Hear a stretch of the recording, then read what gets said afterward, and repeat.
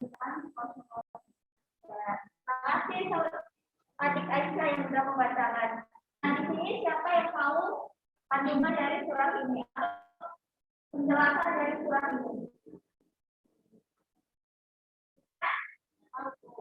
Rahma? Oh iya. Mungkin tahu nggak? Ayo nak. Belum. Apa di sini yang sudah tahu?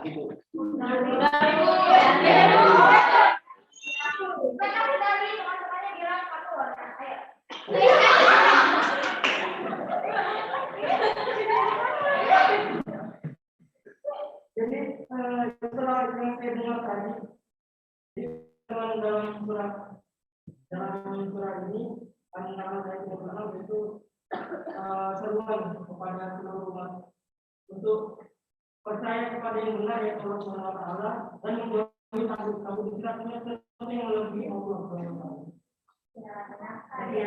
Tunggu didengar ya. Jadi kandungan dari surat ini menjelaskan bahwa kita itu harus memiliki keyakinan yang penuh kepada Tuhan kita. Siapa Tuhan kita? Allah. Kita?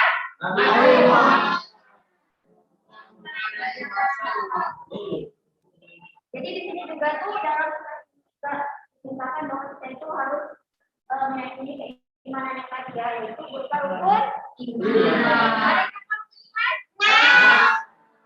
Usah disebutkan ya nanti. Ya, Bu. Oke, selanjutnya Ibu akan menjelaskan tentang dasar-dasar akidah Islam. Ada yang tahu dasarnya apa saja? Jadi dasar dari akidah Islam itu ada dua. Yang pertama Al-Quran. Yang kedua Al-Hadis. Itu disebut dengan hadis. Siapa yang tahu pengertian dari Al-Quran? Ya?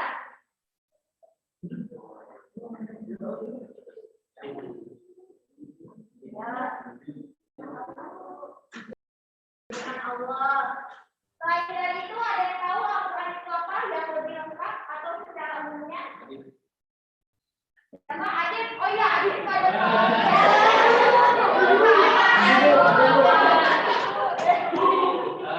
artinya kepada Allah yang diwahyukan kepada malaikat Jibril.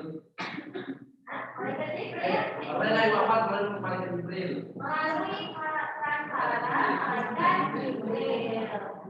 Kalau hadis, siapa yang tahu arti dari hadis? Apa ya?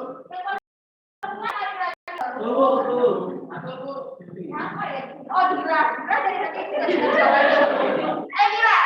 Apa itu arti dari hadis atau asna? Hadis merupakan semua yang disandarkan pada Nabi, baik dari segala ucapan, perbuatan, dan takrir atau sikap diamnya Nabi Muhammad SAW. Ya. Itu adalah firman Allah yang diturunkan kepada Nabi Muhammad SAW melalui perantara malaikat Jibril. Kalau hadis itu adalah semua yang disandarkan kepada Nabi Muhammad SAW, baik perkataan, perbuatan, dan sikap diamnya seorang nabi, yaitu Nabi Muhammad. Nah, adapun di sini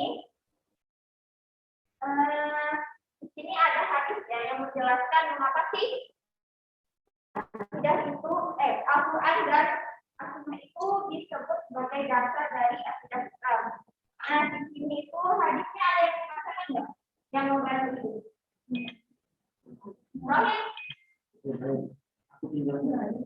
Nah, ini slide-nya betul, masih di sini. Oh, betul nih. Langsung itu langsung artinya ya.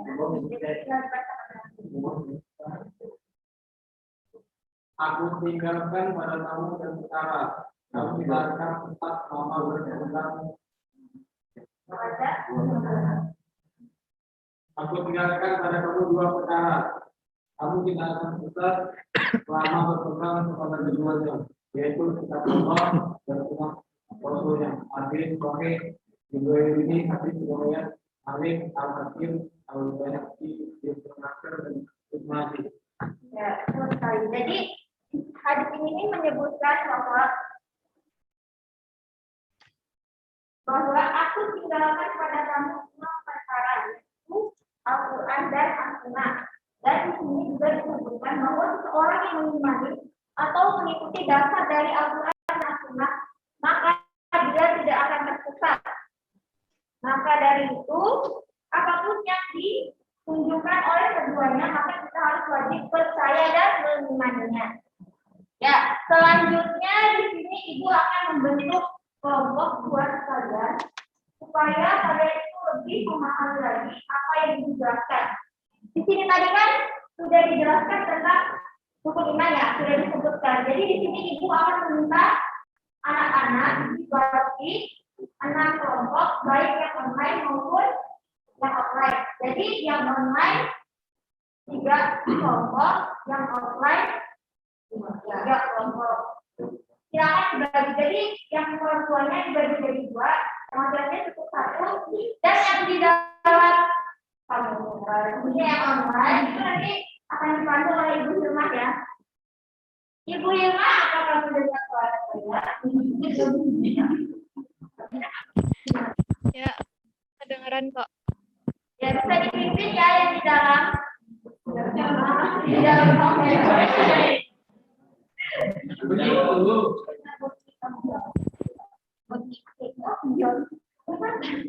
Tapi kedengaran. Wah, sudah 10 menit. Nanti kita gabung lagi.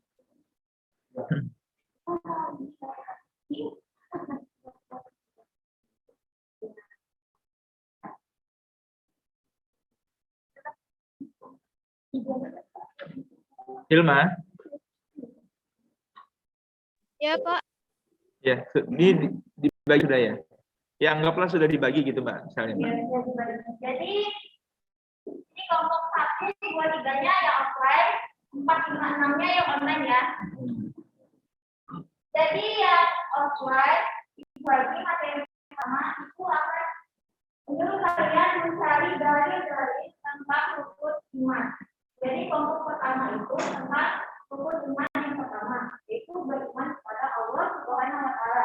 Jadi yang kedua, kelompok yang kedua itu beriman kepada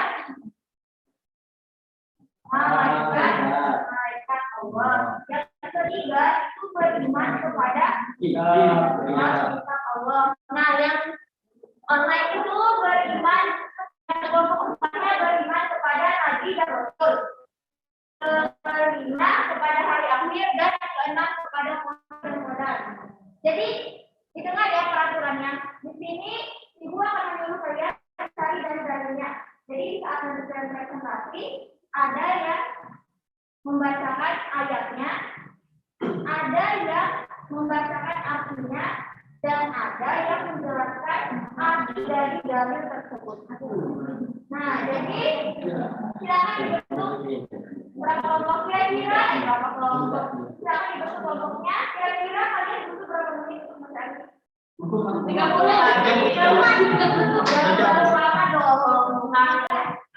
Dulu ya.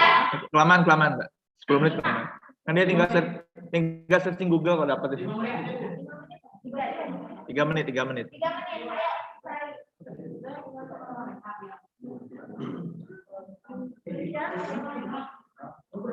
Yang di Zoom dengar ya suara dari Yuyun. Nanti dipandu sama Mbak Hilmah sama Mas Joswandi juga untuk mencari dalil rukun iman ke-4 sampai 6 ya. Ya, 4 sampai ke 6.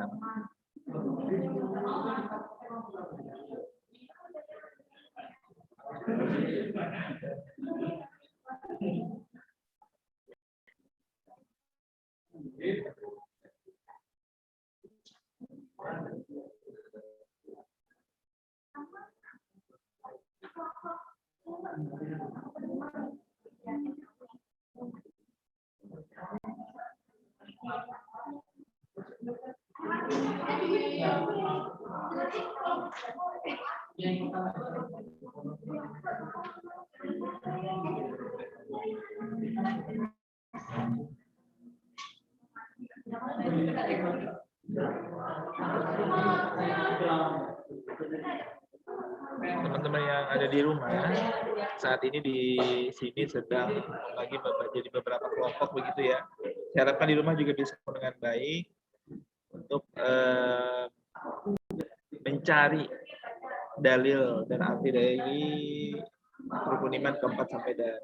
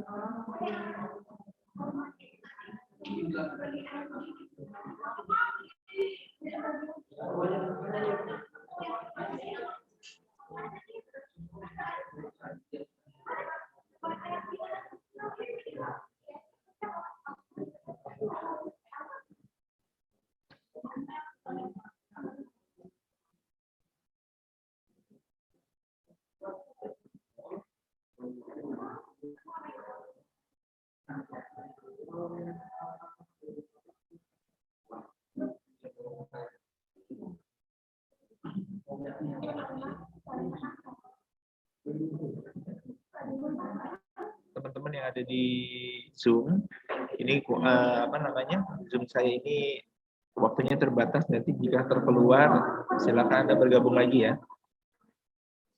Baik, Pak.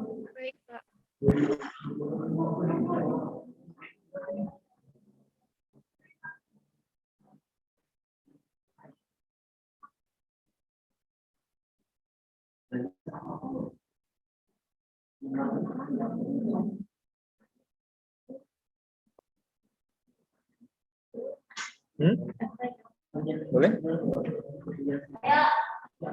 Sudah ya?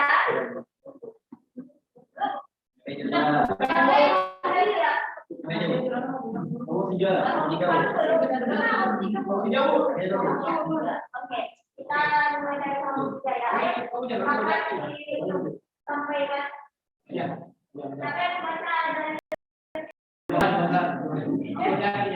baca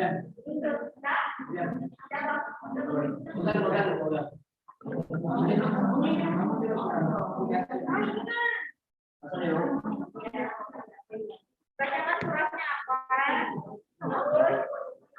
Kami mendapati surah An-Nisa ayat 136. Bismillahirrahmanirrahim. Ya ayyuhalladzina amanu aminu billahi wa rasulihi wal kitabil ladzi nazzala ala rasulihi wal kitabil ladzi nazzala min qabl. Wa man yakfur billahi wa malaikatihi wa kutubihi wa rusulihi wal yawmil akhir faqad dhalla dhalalan ba'ida. Artinya, hai orang-orang yang beriman, tetaplah beriman kepada Allah, Rasulnya, dan kepada kitab Al-Quran. Dan Allah turunkan kepada Rasulnya tentang kitab yang Allah turunkan itu. Dan siapa yang kafir kepada Allah, malaikat-malaikatnya, kitab-kitabnya, Rasul-Rasulnya, dan hari kemudian, maka sesungguhnya orang itu telah sesat jauh-jauh. Quran surah An-Nisa ayat 130.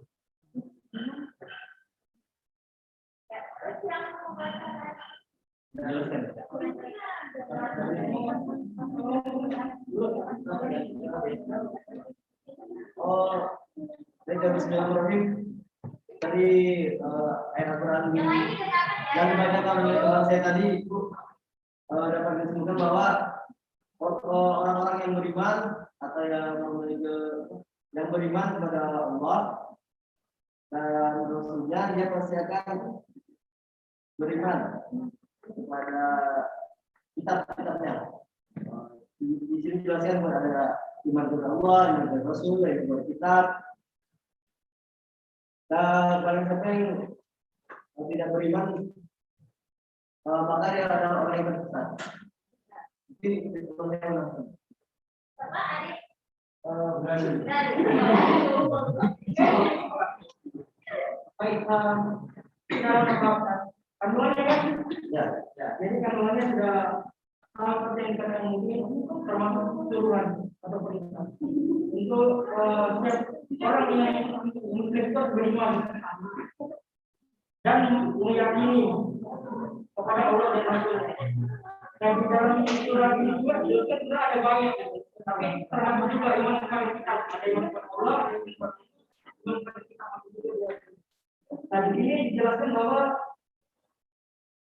berimanlah kepada Al-Quran, Nabi dan Allah Taala. Barang siapa yang kafir atau ingkar kepada salah satu rukun iman yang ada di malaikat, kita, dan Allah, maka disebut orang tersebut adalah orang-orang yang jauh. Maksudnya jauh tidak orang-orang yang tersesat. Tapi setelah itu di orang-orang yang terakhir menyuruh bahwa kembalilah engkau ke jalan yang lurus. Jika engkau telah tersesat. Mari kita sekarang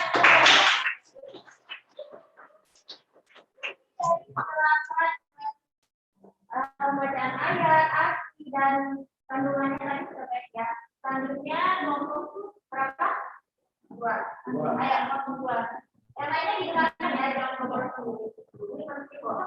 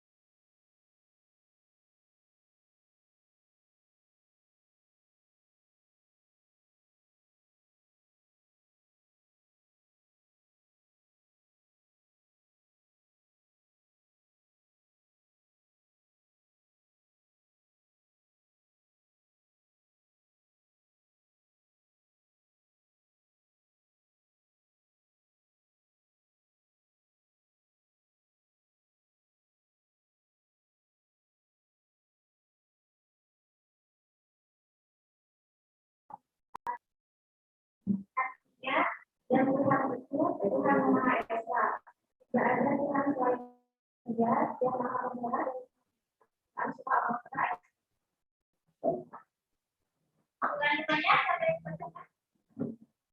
Jadi kandungan iman kepada Allah adalah meyakini dalam hati, tidak hanya meyakini dalam hati, tetapi juga mengakui dengan lisan dan dibuktikan dengan amal perbuatan bahwa Allah ada dengan segala sifat keagungan dan kesempurnaan. Sekarang dari ke depan.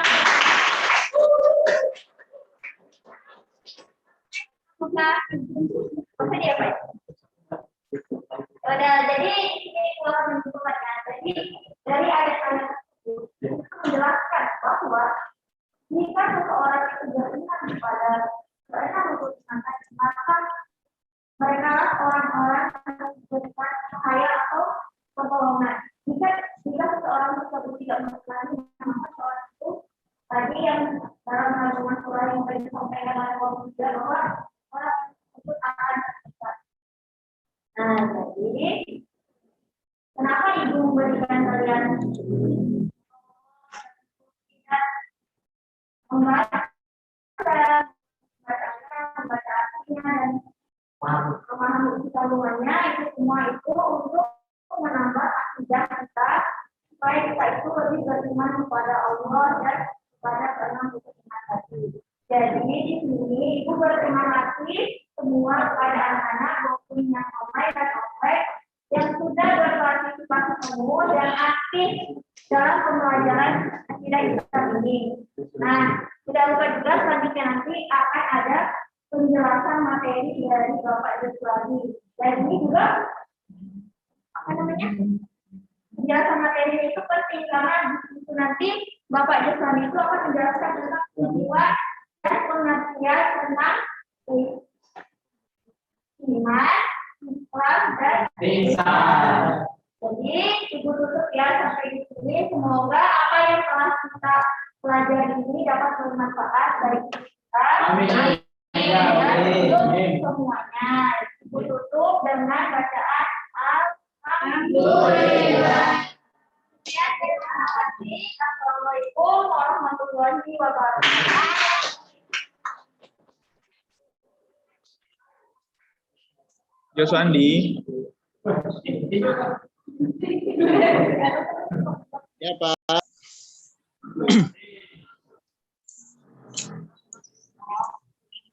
Baik. Saya lanjut ya.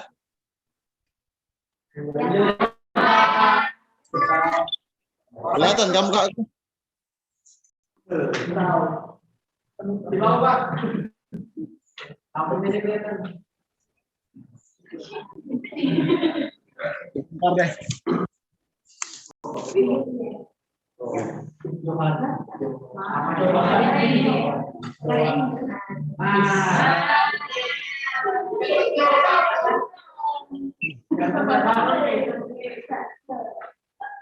Baik, saya lanjut ya. Tolong diperhatikan ya anak-anak. Dengaran kan? Baik, di sini saya akan menjelaskan tujuan mempelajari akidah Islam. Sebelumnya anak-anak ada yang tahukah apa tujuan dari kita mempelajari akidah Islam? Belum, Pak. Masa belum ada yang tahu?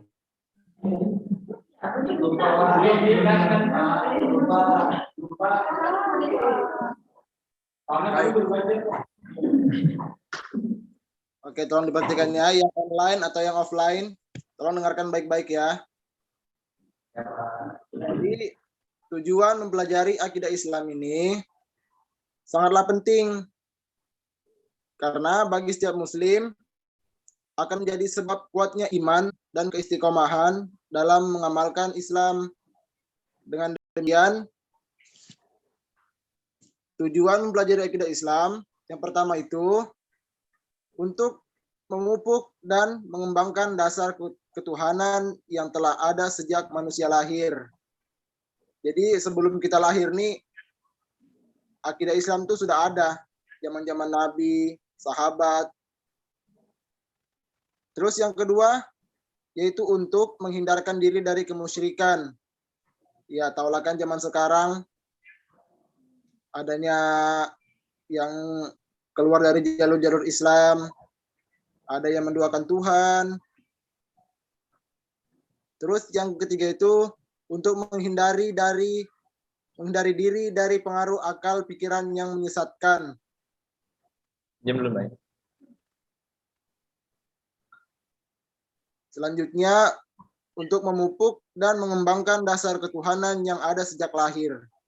Dan yang terakhir itu menghindarkan diri dari pengaruh akal pikiran yang menyesatkan. Contohnya banyak saja sekarang aliran-aliran yang ya yang menyesatkan lah, yang seperti nggak sejalan dengan pikirannya bahwa ini begini dan ini begini.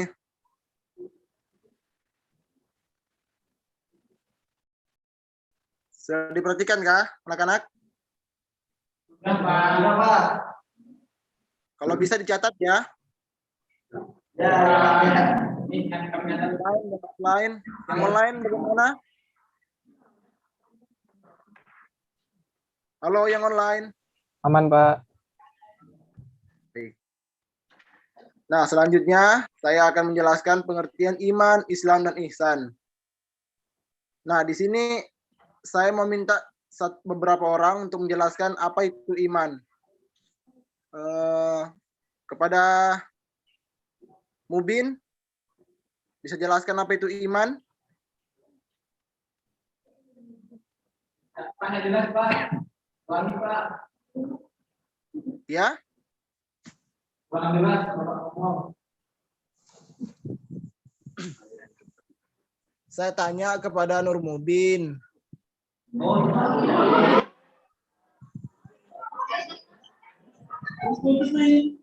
Ya, kenapa, Pak? Nah, dan perhatikan ini ya, Nur Mubin.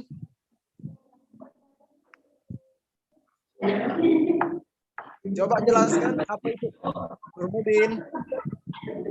Ya, Pak. Coba jelaskan apa itu iman.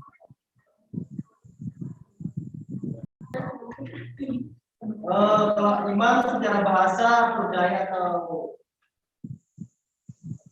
percaya, Pak. Sedangkan menurut istilah iman itu adalah membenarkan dengan hati, menggunakan dengan lisan dan melaksanakan dengan perbuatan, Pak. Ya, anggota badan ya, atau perbuatan lah.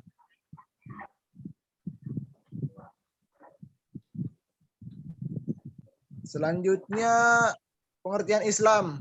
Saya mau tanya kepada yang online dulu nih ya. Kepada Narobi, Anugerah Robi Ramadan. Tolong jelaskan, apa itu Islam? Islam itu adalah menjalankan perintah Allah, Pak. Itu aja? Iya, Pak. Ada yang lain? Siapa ini? Saya, Pak. Oh, Khairul. Ya, atau ya, jelaskan Khairul.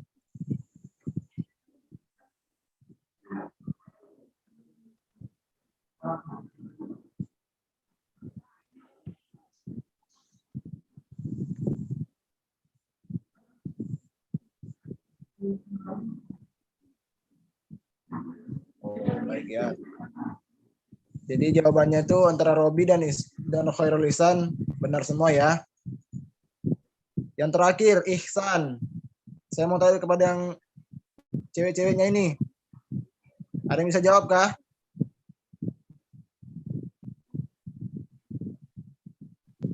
Saya, Pak. Ya, siapa ini? Mila. Jamila. Ya. Yang radio gini ya, password. Mana Jamila? Kenapa, Pak? Mukanya mana? Maaf, Pak. Lagi di luar izin off cam. Oh ya udah nggak apa-apa. Dan kalian jangan begitu ya. Iya, Pak. Maaf, Pak. Ya, tolong jelaskan apa itu ihsan. Ihsan itu berarti perbuatan seseorang dalam melakukan perbuatan yang ma'ruf dan menahan diri dari dosa.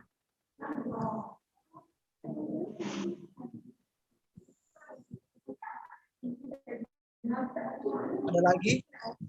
Atau cuma itu aja? Itu aja. Oh ya. Jadi ihsan itu menurut bahasa berbuat baik, berbakti atau mengabdikan diri. Sedangkan menurut istilah yaitu berbakti dan mengabdikan diri kepada Allah Subhanahu wa taala dengan dilandasi kesadaran dan keikhlasan. Nah, sudah tahu semua kan apa itu iman, Islam, dan ihsan, anak-anak?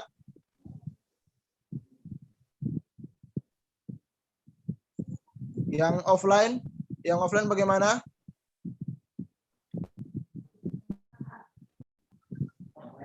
Yang offline gimana? Offline paham? Offline gimana? Sudah tahu?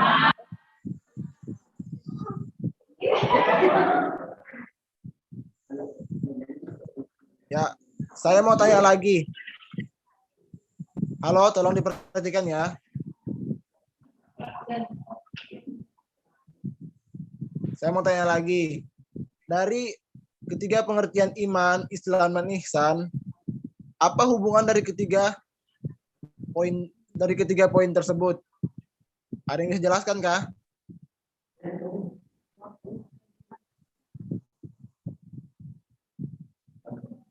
Halo.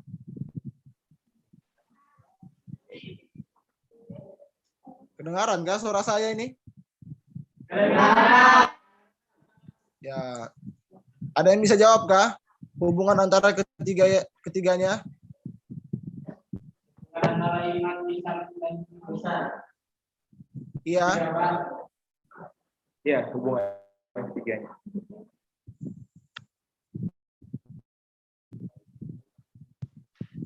Ayo, siapa yang bisa jelaskan? Saya, Pak. Siapa namanya? Nah, saya, Pak. Jadi ketiganya itu memiliki hubungan erat dan tidak bisa dipisahkan satu sama lainnya. Artinya, jika seseorang mengaku berakidah Islam atau sebagai Muslim, maka harus ada 3 unsur pokok ini di dalam dirinya, yaitu iman, Islam, dan ihsan. Oleh karena itu, ketiganya memiliki hubungan yang sangat erat. Coba. Baik, bagus. Dengan saudara ada anak Fauzan kah tadi itu? Iya, Pak. Maaf ya. Jadi saya ulangi ya. Hubungan antara iman dan ihsan itu. Tolong dengarkan baik-baik ya. Jadi secara singkat dapat kita katakan bahwa iman berkaitan dengan akidah, Islam berkaitan dengan syariah, ihsan berkaitan dengan akhlak. Jadi ketiganya merupakan satu kesatuan yang tidak bisa dipisahkan. Hubungan ketiganya dapat digambarkan seperti rumah. Iman merupakan pondasinya, Islam merupakan bangunannya, sedangkan ihsan adalah cat dan perlengkapan rumah yang lainnya. Tentu saja bukan rumah tentu saja bukan jika hanya pondasi. Rumah tidak mungkin berdiri tanpa pondasi. Kalaupun dipaksakan pondasi tidak akan bertahan lama. Pondasi ada, bangunan ada, tetapi jika tidak ada cat dan tidak dilengkapi dengan aksesoris lainnya, tentu tidak akan kelihatan bagus, ya kan? Dengan demikian, seorang muslim yang baik adalah seorang yang memiliki keyakinan yang kuat dan teguh, melaksanakan perintah agama dan menjauhi larangannya, serta berakhlak mulia dan menjauhi akhlak tercela. Ya, mungkin Bapak hanya bisa menyampaikan sampai sini saja. Kurang dan lebihnya mohon dimaafkan. Selanjutnya Bapak kembalikan kepada Ibu Halimah sebagai moderator.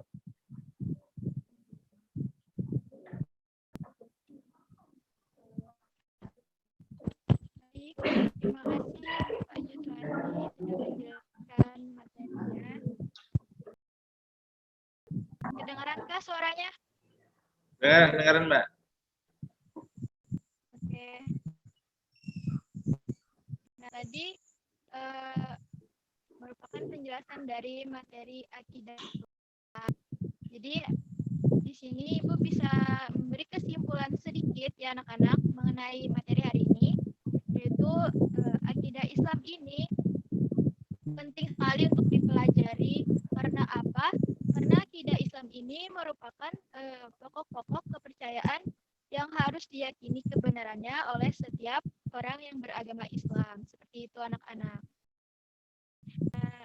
Selanjutnya, sebelum ditutup pertemuan hari ini, Ibu ingin memberi sedikit evaluasi kepada kalian semua. Apakah kalian sudah memahami materi pada pertemuan kali ini? Jadi, tadi kan sudah mendengarkan tuh penjelasan dari Ibu Yuyun, dari Bapak Joswandi.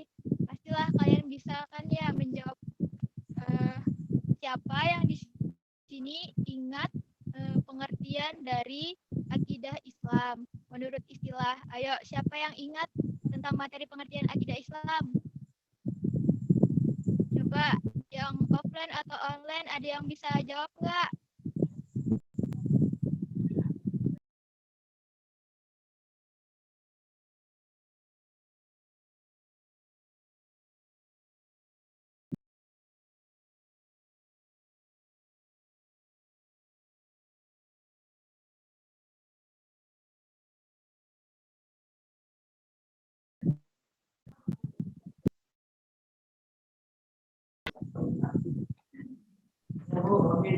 Oke, coba silakan Robin.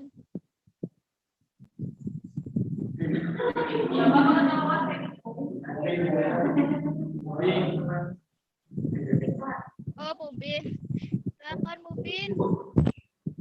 Maaf, nggak kedengeran soalnya.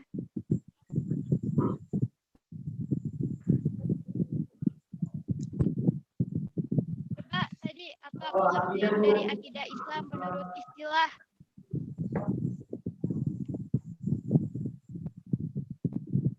Dia menurut merasa tidak percaya atau keyakinan itu.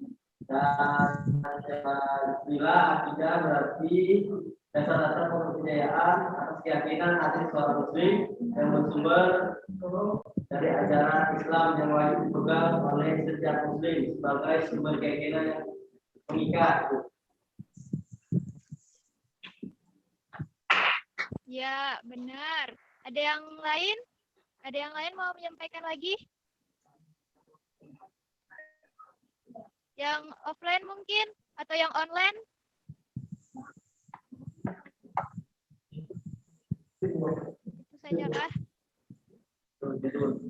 Ya, baik. Nggak ada lagi ya. Jadi, akidah Islam menurut istilah tadi adalah dasar pokok kepercayaan yang bersumber dari ajaran Islam. Benar banget kata Mubin. Terus pertanyaan yang kedua nih, Ibu mau nanya. Siapa yang di sini masih ingat mengenai materi tujuan dari kita? Mbak Hilmah, mohon maaf. Ya, jaringannya Mbak Hilmah nampaknya kurang begitu baik. Ingat nggak? Mbak Hilmah, mohon maaf. Jaringan di tempat Mbak Hilmah nampaknya kurang baik. Mungkin tadi sudah saya pahami tentang evaluasi yang Anda sampaikan begitu ya. Karena waktunya juga terbatas, boleh ditutup dulu Mbak Hilmah. Sudah bagus penyampaiannya. Ya Pak, baik Pak. Oke anak-anak, mungkin kita cukupkan saja pertemuan pada hari ini. Mari kita mengucap Alhamdulillah bersama-sama. Alhamdulillah.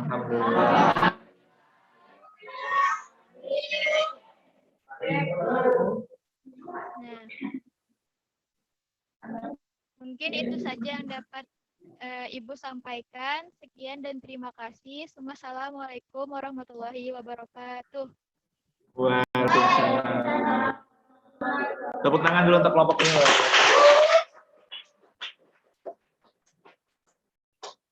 Siapa namanya?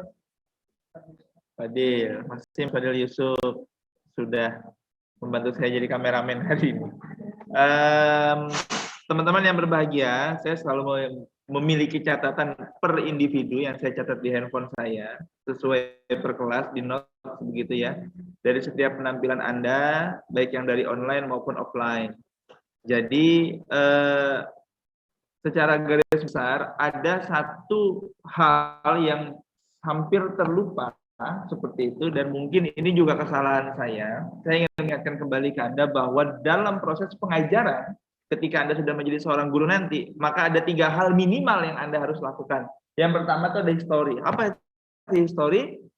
Sejarah. Apa yang menyebabkan sejarah dari materi yang ingin Anda sampaikan itu gitu loh. Misalnya kita bicara tentang iman, tentang Islam, tentang ihsan, maka kita akan ceritakan dulu bagaimana sejarah iman ini bisa muncul dalam agama Islam seperti itu. Begitupun materi yang lain, ini terlepas tidak hanya ini bukan saya mengkritisi teman-teman di kelompok ini ya, tidak, maksud saya mengingatkan kepada Anda ketika Anda sudah menjadi seorang guru nanti. Jadi Anda ingatkan baik-baik apa sejarah yang menjadikan iman itu muncul. Bagaimana ketika Rasulullah Muhammad kayak begini, kita itu bisa yakin sama satu buah keyakinan itu karena apa sih biasanya? Anda yakin banget ini masuk Winsi karena apa? Anda yakin banget berani turun offline ini karena apa? Anda yakin banget beli satu buah handphone dengan merek handphone yang Anda ingini itu karena apa? Sudah Anda yakin, baru Anda menjalani kan? Nah, jadi ada historinya dulu. Ceritakan dia bagaimana Rasulullah Muhammad SAW ini memiliki perjuangan untuk bisa mencapai satu buah titik keimanan dan meyakinkan orang-orang di sekitar. Paman beliau saja Abu Jahal, Abu Lahab, Abu Gosok itu tidak beriman seperti itu ya. Padahal pamannya sendiri, bagaimana Nabi Nuh tidak bisa mengislamkan anaknya Kan'an, bagaimana Ibrahim tidak bisa mentauhidkan, meyakinkan ayahnya Azhar untuk menyembah Allah seperti itu. Nah, ini kita ingatkan kembali. Seperti itu.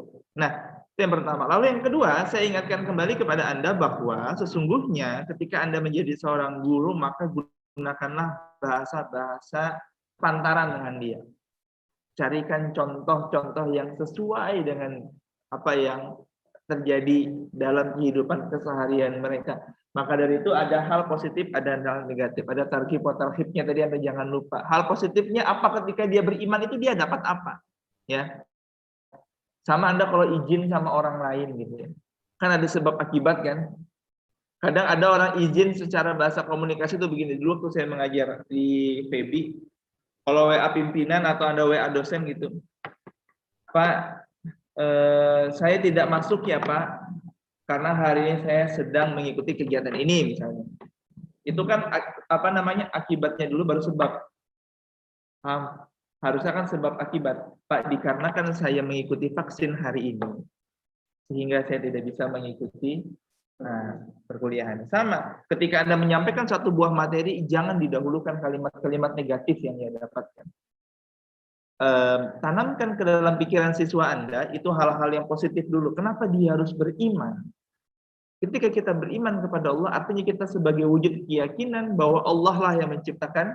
Nah, jadi kalau SMP itu tatarannya yang dia bisa lihat gitu. Karena kalau psikologi anak SMP itu, ini SMP kan tadi ya? Ya. Karena kalau SMP itu adalah di mana dia, sekali lagi saya tegaskan kadang ngajar SMP itu mudah-mudah gampang. Tapi psikologi yang pasti dia lakukan adalah dia ingin menunjukkan siapa dia. Itu SMP itu. Ini loh aku, makanya orang SMP itu kan ada kerahnya ke atas begini. Keren sudah jarnya. Kayak ngikuti anak langit, anak motor, anak laut ya kan. Ada sinetronnya kan. Bajunya keluar, coba disuruh masukkan. Anak SMP itu. Lalu kalau kita negurnya dengan kalimat yang negatif, ketika kita menegur dengan kalimat negatif, jelek banget sih kamu bajunya keluar kayak gitu. Makin jadi dia. Makin jadi. Apalagi kalau rajia gitu ya. Saya kan dulu pernah ngajar SMP ya. Ngajar SMP, rajia, apalagi kalau perempuan. Make up itu banyak make up. Saya kalau rajia make up lebih banyak nemuin rajia make up itu anak SMP daripada anak SMA. Karena dia ingin menunjukkan siapa dia. Yang sering bawa minyak rambut itu biasanya anak laki-laki SMP daripada anak SMA. Dia ingin show up. Siapa dia? Ingin menunjukkan itu. Maka tunjukkanlah hal-hal yang positif terlebih dahulu. Masukkan dong Mas bajunya. Malu tahu sama yang putri. Kan kelihatan ganteng. Perempuan itu suka sama laki-laki yang rapi. Jadi dia tahu kenapa dia harus rapi. Ya. Misalnya begitu. Ngaji yang bagus dong. Siapa namanya? Ngajinya yang bagus lagi ya Zan. Biar nanti Aisyah suka. Itu contoh. Contoh begitu. Sehingga ada motivasi yang seukuran mereka. Pak, berarti Bapak ini dong, mencarikan contoh-contoh yang benar. Bukan begitu, maksudnya adalah suka itu dalam arti dia kan SMP itu begitu. Coba Anda ingat-ingat lah zaman anak SMP dulu. Anda ingat baik-baik anak SMP dulu itu gimana? Dia tuh nggak suka dipermalukan. Apalagi nih, apalagi kalau misalnya nih ya, banyak kan apalagi kalau sekolah umum ya Mbak, sekolah SMP umum, ada ayat yang panjang kan suruh baca. Ketika dalam hitungan 3, 4, 5 detik dia nggak respon, berarti dia nggak bisa ngaji. Lalu apakah kita judge dia tidak bisa mengaji? Malu dong dia. Malu nggak dia? Malu kan? Ketika kita sudah berhasil mempermalukan dia, itu adalah satu poin alasan dia tidak suka. Sedangkan bentuk pendidikan itu adalah di mana kita mengetahui kelemahan dia, lalu kita tutupi sehingga dia nanti bisa memaksimalkan kelemahan itu menjadi kelebihan yang dia punya. Masalah pendekatan itu memang tidak bisa dihabiskan dalam sehari, nggak bisa. Tapi kan teman-teman yang hebat luar biasa berusaha untuk memaksimalkan itu dalam satu hari ini. Kenapa saya suruh sih hari ini itu dengan simulasi mengajar gitu, biar Anda paham. Oh, kalau ngajar SMP itu begini rasanya. Ngajar SD. Jadi di sini saya sudah bisa kelihatan gitu. Oh, ini bagusnya kalau ngajar SD misalnya gitu ya. Karena bahasanya bahasa ngomong gitu. Anak SD pasti suka yang ceria gitu. Kalau misalnya diajar sama guru-guru yang masuknya tuh wajahnya killer, menakutkan, dia pasti akan takut gitu. Karena kalau Anda marahin anak SD atau SMP itu gitu. Jadi gitu ya. Jadi sampaikan dulu hal-hal positifnya. Kalau anak SMP itu sampaikan hal positifnya. Baru ketika dia sudah tahu hal positifnya, kenapa dia harus beriman kepada Allah, baru sampaikan hal negatifnya. Kalian tahu tidak? Kenapa kita harus beriman kepada Allah? Dan apa dampaknya ketika kita tidak beriman kepada Allah? Apa? Tahu Fir'aun ya? Nah, baru jelaskan. Fir'aun itu adalah orang yang hebat, Raja Namrud itu adalah orang yang hebat. Nah, jadi dia mengetahui. Ketika kalian melihat lampu misalnya, jadi carilah contoh-contoh yang dekat aja nggak apa-apa. Lampu ini, siapa sih yang menciptakan? Siapa sih nyiptain lampu? Ini. Siapa yang menemukan listrik pertama kali? Ya, itulah. Saya juga nggak tahu, lupa saya namanya. Nah itu, yang nyiptakan lampu tuh ya listrik. Muslim nggak dia? Muslim tidak dia? Tidak, tapi kita gunakan kan hari ini. Sayang sekali, apabila ia Muslim dan lampu ini dia digunakan sampai sepanjang hayat, maka pahalanya akan terus mengalir walaupun dia meninggal dunia. Tapi sayangnya dia bukan Muslim. Nah, jadi dia tahu dampaknya itu apa. Jadi di sini selain saya berterima kasih kepada mahasiswa yang berusaha all out, ya maksimal seperti itu untuk mengajar dengan baik, saya juga berterima kasih kepada audiensnya. Nanti kalau ngajar SD lebih ini lagi ya, lebih SD lagi gitu. nanti kalau SMP, saya ada ngajar juga di kelas sebelah gitu. Kalau saya sudah ingatkan, kalau SD banget, kalau SMP banget, kalau SMA banget. Apa SMA? Yang biasanya ditakutkan kalau ngajar SMA, biasanya pertanyaannya tuh di luar pengetahuan kita. Saya mengajar mahasiswa itu pertama kali yang saya takutkan itu bukan Anda tidak paham, tidak. Pertanyaan Anda yang saya takutkan. Kan wajar kan, waktu pertama kali ngajar kan. Tapi kan saya nggak bilang saya pertama kali ngajar. Waktu itu di 2017 ya kan. Saya dosen baru, jangan diomongin gitu ya. Saya guru baru tuh jangan. Nah, jadi itu yang ditakutkan. Karena ngajar SMA pertama kali ditakutkan itu. Bu, secara dalil nakli dan aklinya apa Bu dari yang Ibu sebutkan tadi? Gimana kita mencari dalil akli dan dalil naklinya? Sebentar naklah Ibu buka Google dulu. Turun tidak kapabilitas kita? Turun tidak kredibilitas kita? Turun. Saya bukan mengatakan bahwa Anda harus menutupi kekurangan Anda, tidak. Boleh mengatakan tidak tahu itu boleh ketika memang itu bukan kapasitas. Pak, tafsirkan Pak ayat itu. Tafsirkan. Jelaskan kepada dia, nah, mentafsirkan ayat Quran itu adalah seorang mufassir. Ya. Ketika kita mentafsirkan itu harus benar-benar orang-orang yang memahami tentang ayat Quran. Ilmunya Bapak nggak sampai di situ. Bapak juga proses untuk menjadi seperti itu. Ada ahlinya. Pak, jelaskan dong Pak tentang waris. Ahli waris itu ada namanya. Ya, orang yang ijtihad itu adalah namanya mujtahid. Orang-orangnya dijelaskan. Kenapa Anda tidak bisa menjawab itu karena apa itu bisa dijelaskan. Tapi kalau pertanyaan itu sesuai kapasitas kita dan kita tidak bisa menjawab, itu akan unik. Nanti kalau yang pilihannya biasanya berarti SMA kan? Materi selanjutnya ini kalau memang dia runut itu harusnya SMA. Nanti carikan pertanyaan yang sangat tinggi seperti itu, jadi dia akan bingung untuk menjawab. Gini ya teman-teman yang sedang berproses melaksanakan proses pengajaran. Bukan berarti teman-teman Anda ini jahat memberikan pertanyaan atau bertingkah seperti itu. Tapi ini adalah simulasi Anda, gladi bersih atau gladi kotornya Anda, persiapan Anda untuk mengajar. Ketika teman-teman Anda memberikan pertanyaan, bersikap seperti itu anggaplah bukan mereka, tapi itu atas karena perintah saya. Di situ adalah tujuannya adalah kita pengen belajar. Daripada Anda bingung sendiri ketika mengajar nantinya. Sekarang mungkin tidak terasa, tidak terlihat. Maksud sih Pak? Apalagi kalau yang ngajarnya anak kelas 2 SD. Nah, kalau kelas 2 SD itu saya kembali ingatkan, bahkan materinya itu hanya 15 menit. Mendiamkan di kelas itu bisa sampai 30 menit, 40 menit. Yang laki-lakinya diam, yang perempuannya lagi. Udah berusaha diam, nanti ada yang maju lagi ke depan. Nanti ada tiba-tiba harus menjelaskan, ada yang lari-larian di belakang itu. Bagaimana Anda itu, mohon maaf ya. Kenapa sih anak-anak SD itu suka dengan gurunya? Berarti ada hal yang lucu, hal unik, hal aneh, sehingga dia bisa lihat ke depan. Menggambar, bernyanyi, gitu. Jadi kalau sekarang oke lah, Anda masih jaim gitu kan, masih jaim aja. Tapi pesan saya, ketika Anda sudah mengajar betulan, jaimnya itu dibuang dulu habis-habisan. Karena ini demi mencerdaskan siswa dan siswi kita. Itu. Berusaha untuk melakukan pendekatan yang terbaik dengan siswa Anda.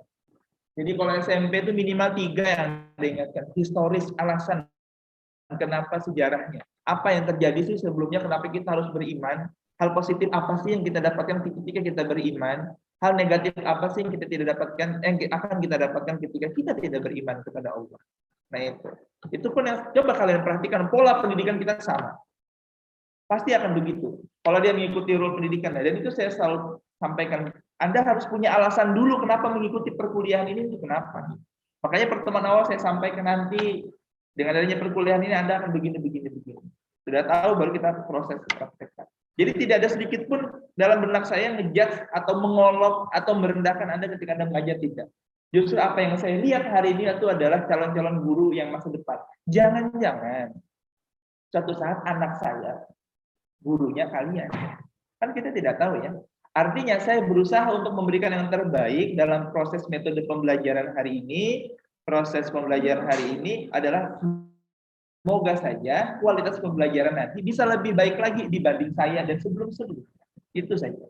Makanya pesan saya adalah teman-teman semua bahwa stop jadi guru yang menakut-nakuti siswa. Stop jadi guru yang mengancam siswa. Gitu. Jadi itu saja pesan saya. Kalau hitungan 5-10 detik ini tidak ada teorinya teman-teman. Tapi ini adalah pengalaman yang sering kami diskusikan kepada teman-teman dosen yang lain. 5-10 detik sudah terlihat, dan ini sering saya terapkan. 5-10 detik tidak ada respon, tidak bisa menjawab, tidak ada apa-apa, berarti ada sesuatu yang membuat dia tidak bisa menjawab. Stop. Cari yang lain yang lebih antusias. Gitu. Nanti baru kita perbaiki. Pertemuan selanjutnya kita perbaiki. Kenapa? Gitu. Ada apa? Gitu. Ya, ada yang boleh tanyakan kira-kira? Ya, silakan Ustaz. Ya, nggak apa-apa.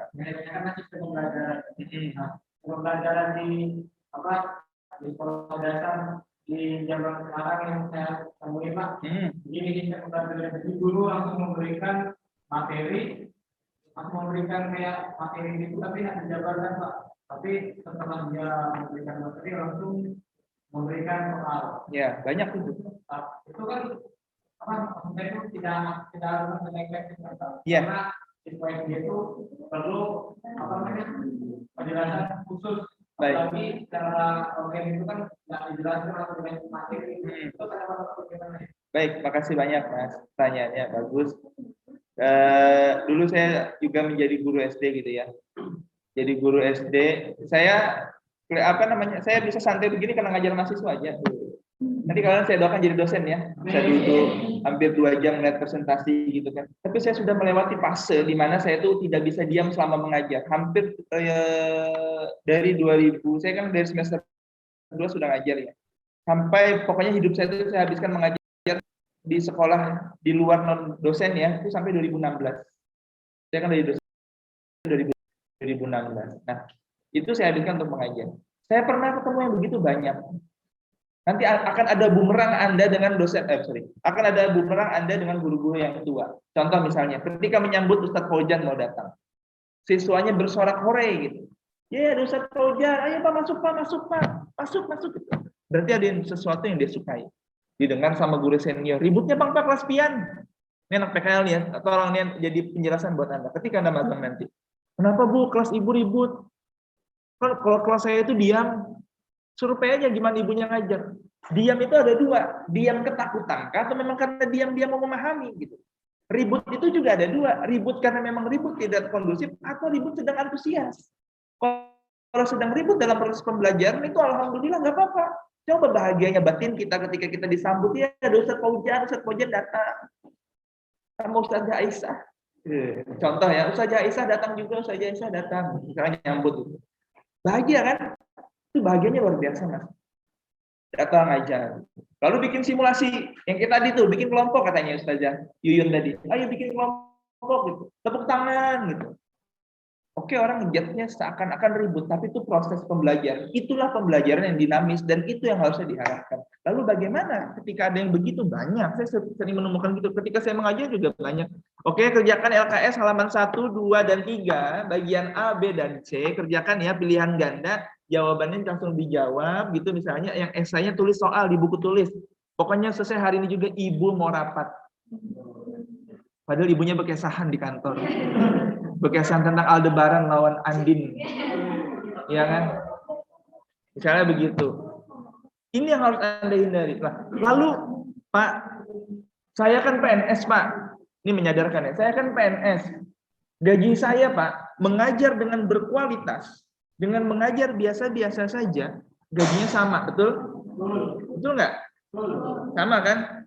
Tapi saya ingin tutup diskusi kita hari dengan satu kisah, Mas. Ada tukang itu mau bangun masjid. Ada 3 tukang, satunya tukangnya Nasrani, yang satunya musliman, yang satunya muslim banget tukangnya. Yang tukang ini kalau dengar azan dia langsung sholat. Ditanya, Pak, tanya sama Nasrani, Anda sedang apa? Saya lagi kerja, Pak. Mau ngapain kerjanya supaya dapat uang? Oke. Ditanya tukang yang kedua, Pak, Bapak ngapain? Saya sedang membangun rumah ibadah. Semoga ini menjadi amal pahala kita. Sama-sama bangun masjid, sama-sama jadi tuh tukang. Ditanya sama tukang yang nomor 1 tadi nih, yang punya kualitas keislaman yang tinggi, Pak, Bapak ngapain? Saya sedang membangun peradaban keislaman, Pak. Saya ingin membangun peradaban keislaman, saya berharap dengan adanya